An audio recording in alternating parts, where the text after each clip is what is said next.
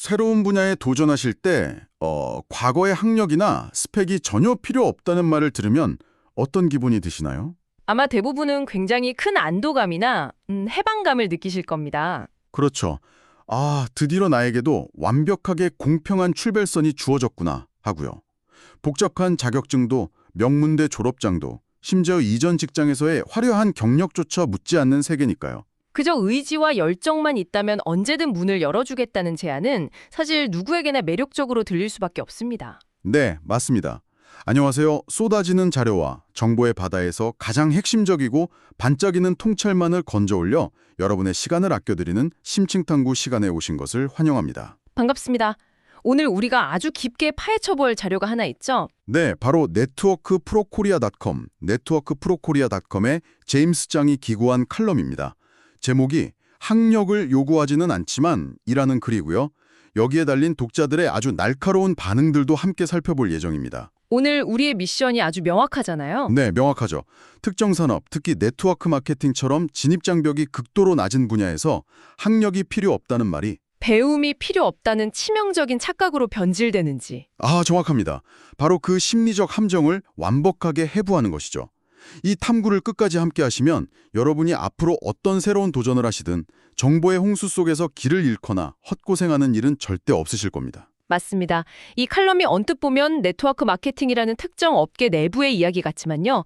사실 조금만 파고들면 무언가를 새로 시작하려는 모든 사람에게 적용되는 거대한 메시지가 숨어 있습니다. 준비 없는 열정이 얼마나 위험한지에 대한 보편적인 교훈 말이죠. 인지를 아주 정확하게 꼬집고 있습니다. 사람들이 학력이라는 과거의 꼬리표를 떼어주겠다는 제안을 받으면 약간 오해를 하는 것 같아요. 완전히 오역을 해버리죠. 아, 이제 더 이상 머리 아프게 공부하거나 지식을 쌓지 않아도 되는구나 라고요. 맞아요.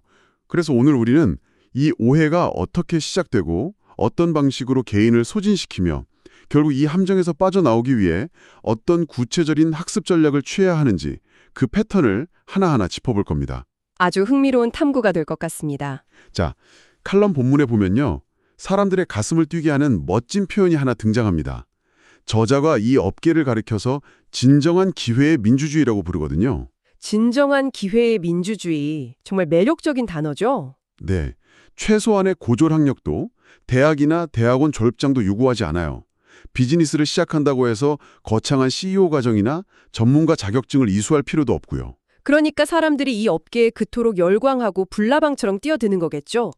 과거의 실패나 부족한 스펙이 현재의 발목을 잡지 않는 완벽하게 평등한 출발선이니까요. 저는 이 대목을 읽으면서 반번에 이해가 가더라고요. 그런데 흥미로운 건 저자가 이 지점을 찬양하는 데서 멈추지 않는다는 겁니다. 오히려 그 지점이 이 비즈니스의 가장 큰 매력이자 동시에 가장 강력한 덫이라고 경고하고 있죠. 강력한 덫이요. 네. 학력이라는 문턱이 없다는 것은 사회적, 경제적 배경과 상관없이 누구에게나 패자부활전의 기회를 제공한다는 긍정적인 측면이 분명히 존재합니다. 하지만 칼럼니스트가 날카롭게 지적하는 것은 따로 있습니다. 그게 바로 진입장벽의 부재가 심리적 무장해제를 유발한다는 점이잖아요. 맞습니다. 조건이 없다는 것을 과정이 필요 없다는 것으로 착각하게 만드는 일종의 인지적 왜곡을 일으키는 것이죠. 안이함에 빠지게 만드는 겁니다. 그러니까 대학 졸업장 같은 결과물이 필요 없다는 말을 지금 당장 내 머리를 쓰는 과정조차 필요 없다는 뜻으로 멋대로 해석해버린다는 거군요. 정확합니다. 학력을 요구하지 않는다는 건 과거를 묻지 않겠다는 뜻이지 현재 아무런 노력 없이 성공을 보장하겠다는 뜻이 결코 아니거든요. 생각해보면 우리 일상에서도 비슷한 일이 참 많아요. 주식거래 앱 같은 거 다운로드 받는 데는 신분증 사진 한 장이면 충분하잖아요. 진입장벽이 0에 가깝죠. 네. 그래서 덜컥 계좌를 만들고 화면에 반짝이는 빨간불, 파란불만 보고 있으면 내가 마치 엄청난 전문 트레이더가 된 것 같은 착각에 빠집니다. 기업의 재무제표를 읽는 법이나 거시경제 흐름을 공부해야 한다는 사실은 까맣게 잊어버린 채로 말이죠. 맞아요. 이 칼럼에서 지적하는 네트워크 마케팅 초보자들의 오류도 정확히 이와 맞닿아 있는 것 같습니다. 아주 적절한 비유입니다. 스마트폰 앱만 열면 누구나 시장에 참여할 수 있다는 사실이 누구나 시장에서 수익을 낼 수 있다는 뜻은 절대 아니죠. 그렇죠. 세상에 새로운 일을 시작하고 그동안 가져보지 못한 성과를 내려는데 아무런 배움이나 지식의 축적 없이 성공할 수 있는 분야가 과연 존재할까요? 절대 없죠. 저자도 단호하게 공짜는 없다고 일축합니다. 진입장벽이 없다는 것이 성공의 장벽마저 없다는 뜻은 결코 아니라는 뼈아픈 현실을 지적하는 겁니다. 학력은 과거의 증명서일 뿐이지만 배움은 현재의 생존 도구인데 사람들은 이 둘을 구분하지 못하고 함께 내다버리는 우를 범하고 있네요. 바로 그 지점입니다. 생존 도구를 버린 셈이죠. 자, 여기서 진짜 재미있는 부분이 나옵니다. 그 생존 도구를 내다버린 사람들의 현실이 본문에 아주 적나라하게 묘사되어 있거든요. 공부는 쏙 빼놓고 오직 열정과 도전 정신만 100% 충전해서 뛰어든 사람들이죠. 네, 처음에는 이분들의 에너지가 엄청납니다. 밤낮 없이 사람들을 만나고 미친 듯이 발로 뛰어요. 그러면 초반에는 신기하게도 지인 영업 등을 통해서 어느 정도 성과가 나타나기도 합니다. 행동량이 많으니까 초기 반짝 효과는 분명히 있죠. 그런데 결정적인 순간, 그러니까 조직이 커지거나 예상치 못한 벽에 부딪히는 순간에 속절없이 무너진다는 겁니다. 그 무너지는 지점이 바로 지식의 부재가 민낯을 드러내는 순간입니다. 열정만으로 달리는 사람들은 에너지가 충만할 때는 훌륭한 퍼포머처럼 보입니다. 하지만 비즈니스는 단거리 스프린트가 아니잖아요. 수많은 변수와 장애물을 통제해야 하는 복잡한 시스템 게임이죠. 맞습니다. 본문에서 지적하는 지식 없는 사람의 가장 큰 비극은 상황을 객관적으로 진단할 능력이 없다는 겁니다. 능력이 없다. 네. 지식이 없으면 문제가 아닌 것을 문제라고 착각해서 감정을 소모하고 정작 시스템의 붕괴를 초래하는 진짜 치명적인 문제는 눈앞에 있어도 인지조차 하지 못합니다. 무엇이 문제인지조차 모른다는 것. 그게 가장 무서운 지점이네요.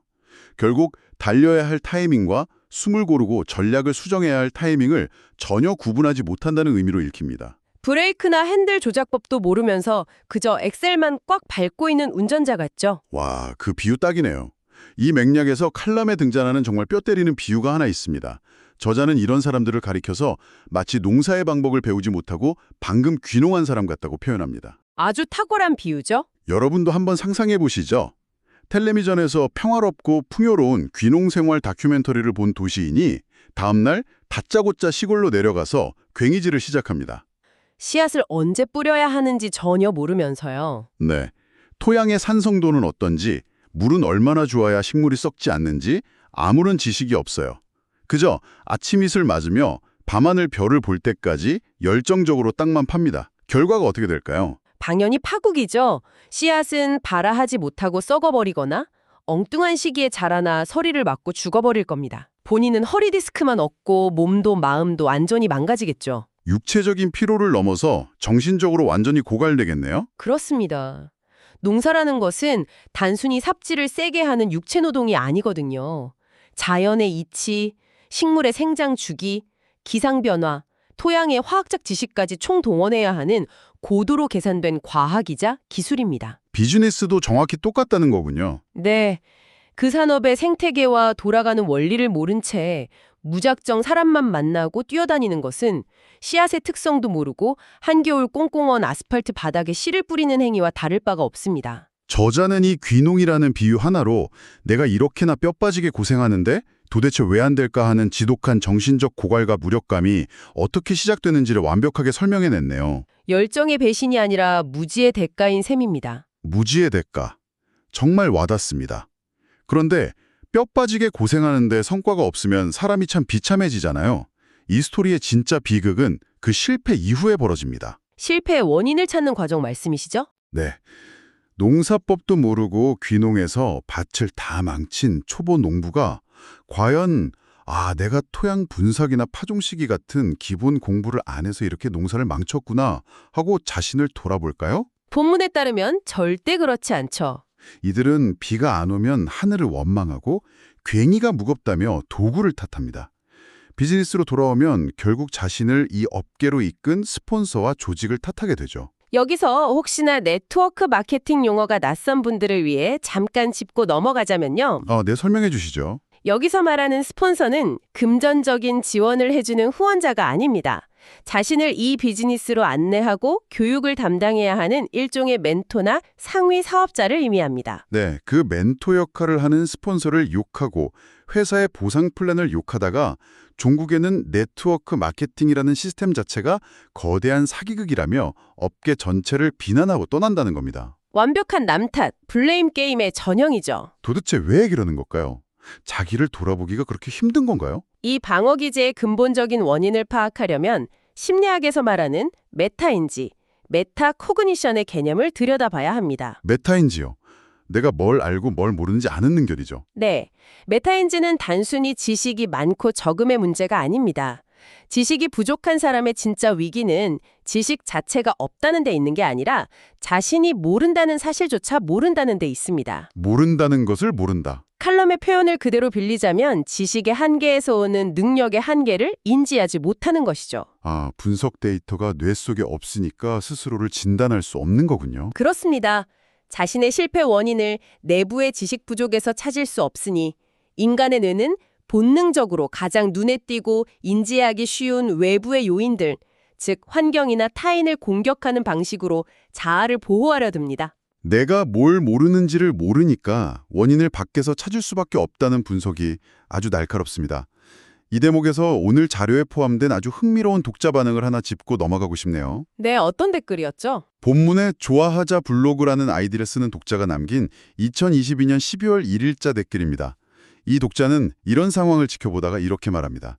그래서인지 그 업계에서는 채용 전에 따로 필기시험을 치기도 하더군요. 필기시험이요? 네, 학력은 필요 없지만 일을 하기 위한 최소한의 지능은 필요하다 이런 느낌이었습니다. 그러면서 이 일조차 할 수 없는 분들을 걸러내고자 하는 의도일 수도 있지만요. 라면 상당히 직설적이고 뼈있는 감상을 남겼습니다. 상당히 날카로운 시선이네요. 학력을 보지 않는다는 진입장벽 제로의 업계에서 필기시험이라니. 이게 굉장히 아이러니하면서도 현실적인 대안처럼 들리거든요.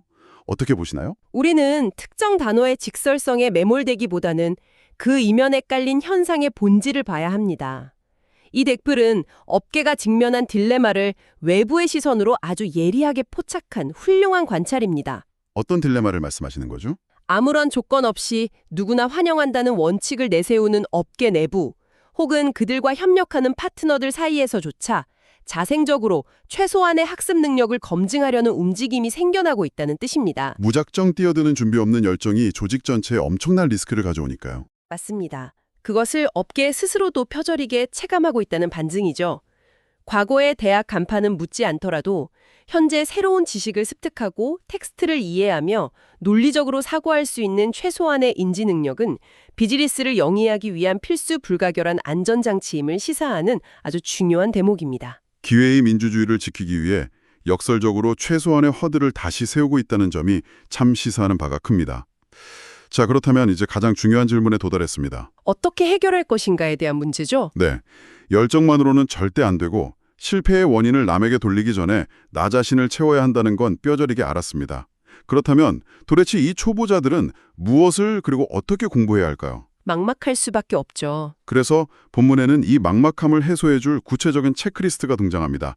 회사의 배경, 기업 이념, 향후 방향성, 그리고 취급하는 제품에 대한 지식까지 하나하나 짚어주고 있어요. 하지만 그 체크리스트를 단순히 암기 과목의 목차로 이해하시면 곤란합니다. 아, 그냥 달달 외우는 게 아닌가요? 저자가 제시한 목록은 지식의 층위가 겉에서 속으로 그리고 과거에서 미래로 점진적으로 깊어지도록 설계되어 있습니다. 회사의 배경이나 제품의 스펙 같은 표면적인 팩트체크에서 출발하지만 궁극적으로 지향하는 것은 시스템의 저변에 깔려있는 의도를 파악하는 단계입니다. 저변에 깔린 의도요? 네, 성공한 리더들이나 회사가 왜 하필 이런 형태의 보상 플랜을 구축했는지, 이 교육 시스템이 사람들의 어떤 심리적 동기를 자극하도록 설계되었는지, 그 보이지 않는 왜, 즉 why를 파악하라는 것이죠. 표면적인 지식을 넘어서 맥락을 읽어내야 한다는 거군요. 그리고 더 나아가서 그 제품을 가지고 어떻게 자신의 시장에 접근할 것인가를 공부하라고 명시합니다. 외우는 것을 넘어 자신이 처한 상황과 타겟 고객의 니즈에 맞게 그 지식을 재가공하고 전략을 수립하는 고도의 응용력을 기르라는 강력한 주문입니다. 시스템 저변의 의도를 파악하고 나만의 전략으로 응용한다. 이거 듣기만 해도 보통의 학창시절 공부보다 훨씬 더 머리를 많이 써야 하는 과정인데요. 결코 쉬운 일이 아닙니다. 그런데 저는 무엇을 공부할 것인가 보다 본문이 지적하는 어떻게 공부할 것인가에 대한 태도 부분에서 정말 크게 찔렸습니다. 어떤 부분에서 그렇게 느끼셨나요? 솔직히 고백하자면 저도 예전에 새로운 분야를 좀 알아본답시고 주말 세미나에 간 적이 있거든요. 가서 어떻게 했느냐? 맨 뒷좌석에 팔짱 끼고 푹 기대 앉아서 강사의 말을 그냥 듣기만 했습니다. 많은 분들이 그렇게 하시죠. 마치 그 공간의 공기를 마시는 것만으로도 내 지식이 알아서 레벨업 될 거라고 착각했던 거죠. 그런데 컬럼니스트는 이런 태도에 대고 매서운 일침을 가합니다. 아주 단호하게 말하죠. 네, 그저 뒷좌석에 앉아 교육에 참석하는 것만으로는 충분하지 않다. 공부하고 배우는 흉내만 내서는 안 된다라고요. 이 글을 읽는 순간 제 과거의 모습이 떠올라서 얼굴이 화끈거리더라고요. 뼈를 때리는 조언이죠. 눈으로 보고 손으로 적고 때로는 학창시절 단어장 외우듯이 달달 외워야 한다는 겁니다. 수동적인 참관객이 아니라 적극적인 지식의 포식자가 되라는 뜻이겠죠. 진행자님이 느끼신 그 부끄러움은 사실 낯선 분야에 진입하는 거의 모든 초보자들이 공통으로 겪는 착각에서 기인합니다. 물리적인 공간을 공유하는 참석과 뇌 신경망이 재구성되는 학습을 혼동하는 것이죠. 참석과 학습은 다르다. 몸이 교육장 안에 있다고 해서 뇌가 자동으로 지식을 흡수해주지는 않습니다. 저자가 굳이 적어야 하고 외워야 한다는 고전적이고 원초적인 방법론까지 강조한 이유는 명확합니다. 그 이유가 뭘까요? 그렇게 치열하게 의도적인 에너지를 투입해서 내재화시킨 지식만이 실전에서 예상치 못한 변수나 고객의 날카로운 거절이 튀어나왔을 때 즉각적으로 반사해서 꺼냈을 수 있는 진짜 무기가 되기 때문입니다. 아, 실전에서 바로바로 튀어나올 수 있어야 하니까요. 본문의 표현을 빌리자면 그렇게 습득된 지식이야말로 힘으로 작용 가능한 지식으로 변환됩니다. 뇌를 땀 흘리게 하지 않는 피상적인 이해는 실전에서 아무런 힘도 쓰지 못한다는 사실을 강력하게 경고하는 것입니다. 뇌를 땀 흘리게 해야 한다. 정말 와닿는 표현입니다. 자, 이제 오늘 우리가 나눈 이 깊고 다채로운 이야기의 조각들을 하나의 큰 그림으로 엮어볼 시간입니다. 네, 정리해볼까요? 결국 이 제임스 장의 칼럼과 독자들의 반응이 지금 무언가를 시작하려는 여러분에게 던지는 궁극적인 메시지는 무엇일까요? 모든 맥락을 관통하는 하나의 결론은 세상의 이치는 무서울 정도로 정직하다는 것입니다. 어떤 새로운 비즈니스든 그것이 아무리 혁신적이고 진입장벽이 낮다고 광고할지라도 성공의 문턱까지 낮아지는 마법은 결코 일어나지 않습니다. 공짜는 없다는 거네요. 과거의 학력이라는 낡은 증명서가 필요 없을 뿐 목표를 달성하기 위해 현재 당신이 쏟아부어야 하는 학습의 양과 질은 다른 어떤 전문직 못지않게 철저하고 처절하게 요구된다는 사실입니다. 오히려 시스템이 당신을 보호해주지 않기 때문에 더 혹독할 수 있죠. 더 혹독할 수 있다. 지식이라는 방향타가 없는 열정은 쉽게 사그라지거나 엉뚱한 곳을 박살내는 폭주기 관차로 전락합니다. 끊임없이 의심하고 묻고 기록하고 체화하는 사람. 오직 현재의 배움을 멈추지 않는 사람만이 그 업계가 제공하는 기회의 민주주의를 온전히 자신의 것으로 누릴 자격이 있다는 것. 이것이 오늘 자료가 우리에게 주는 가장 무겁고도 가치 있는 통찰입니다. 과거의 학력을 면제받은 대신에 현재의 치열한 학습을 청구받았다는 느낌이네요. 이 신층 탐구를 마무리하면서 저는 본문에 나온 문장 하나를 지금 이 방송을 듣고 계신 여러분의 뇌리에 깊게 각인시켜드리고 싶습니다. 이 글의 모든 것을 담고 있는 클라이맥스라고 생각합니다. 네, 아주 중요한 문장이죠. 꼭 기억하게 바란다. 아는 만큼 보이고 보이는 만큼 앞으로 갈 수 있다. 지식의 양과 질은 성공의 양과 질을 길종할 수 있다. 단순하지만 이보다 더 명확한 진리가 있을까요? 완벽한 요약입니다. 자, 이제 이 이야기를 여러분의 삶으로 가져가 보겠습니다. 지금 여러분이 새롭게 뛰어든 업무나 도전하고 있는 프로젝트가 있나요? 혹시 이건 실전이야? 부딪히면서 배우는 거지? 라며 토양 분석도 없이 무작정 땅을 파기 시작한 초보 귀농인처럼 굴고 있지는 않으신가요? 열정의 크기만큼 지식의 크기도 함께 키우고 있는지 스스로에게 질문해 보셨으면 합니다. 그 자기 객관화의 연장선에서 오늘 다룬 자료에는 명시되진 않았지만 현대 사회를 살아가는 우리 모두가 반드시 직면해야 할 중요한 화두를 하나 던져드리고 싶습니다. 어떤 화두인가요? 학창 시절에는 중간고사, 기말고사라는 명확한 평가 시스템이 우리의 메타인지를 억지로라도 교정해 주었습니다.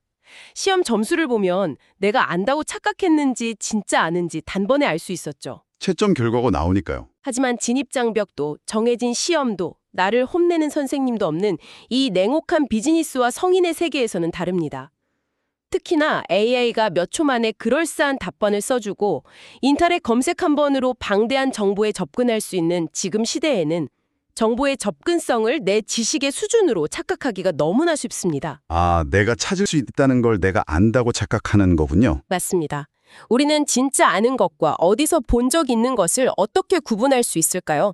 외부의 시험지가 주어지지 않는 환경에서 오직 나 스스로 내가 제대로 학습하고 성장하고 있는지를 엄격하게 평가하고 측정할 수 있는 당신만의 채점 기준은 과연 무엇입니까? 외부의 시험지가 없는 세상에서 나만의 채점 기준을 만든다 생각할수록 정말 묵직한 숙제입니다. 세상에 친절하게 나를 평가해주지 않으니 스스로 가장 엄격한 채점자가 되어야 한다는 뜻이겠죠. 네, 스스로 끊임없이 질문해야 합니다. 여러분만의 그 채점 기준은 무엇인지 오늘 하루 찬찬히 고민해 보시는 것도 좋겠습니다. 여러분의 새로운 도전이 방향 잃은 열정으로 시들지 않고 탄탄한 지식의 뿌리를 내려 풍성한 수확을 거두기를 진심으로 응원합니다. 오늘 저희가 준비한 깊은 탐구는 여기까지입니다. 긴 시간 함께 해주셔서 감사합니다. 다음에도 여러분의 귀한 시간을 완벽하게 보상해드릴 뇌를 깨우는 흥미로운 주제를 들고 찾아오겠습니다. 계속해서 탐구하고 질문하는 하루 보내시길 바랍니다. 감사합니다.